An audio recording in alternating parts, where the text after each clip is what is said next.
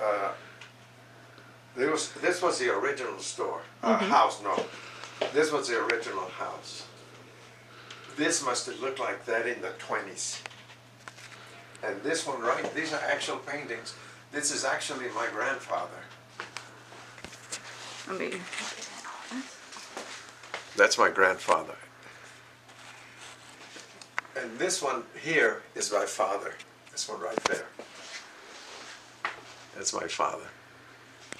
And this was a grocery store.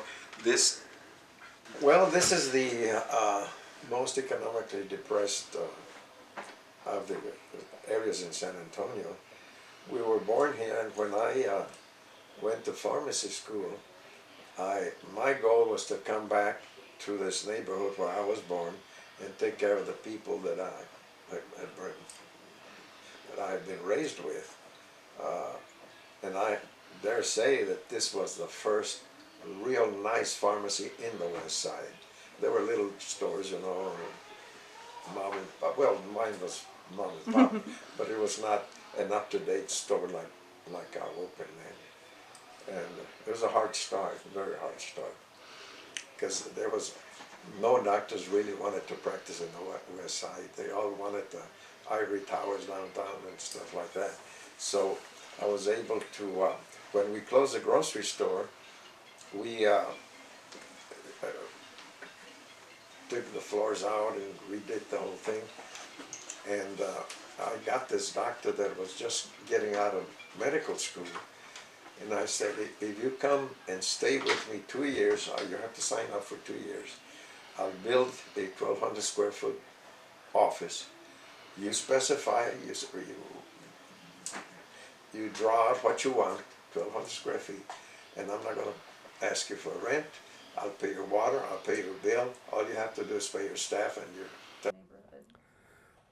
Well, I was the original members of the Avenida Guadalupe revitalization, and I was not a member when it first started, and taking surveys of what people wanted, and what they really wanted, one of the things they really wanted was a nice medical building, pharmacy and stuff.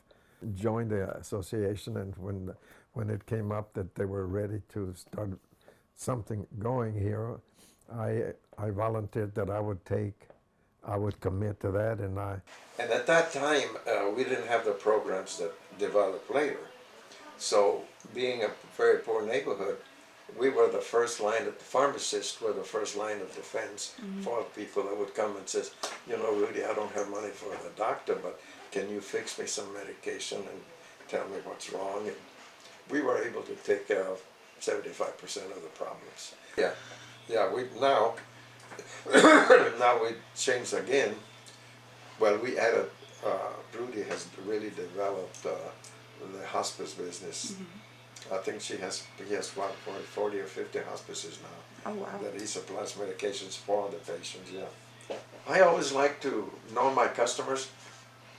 At first, I knew who you were, I knew the medications you took, and if you didn't come within 30, if I supplied 30-day supply, I pretty much felt, I haven't seen Ms. Garza for, you know, and sure enough, 2 or 3 days later, she would show up.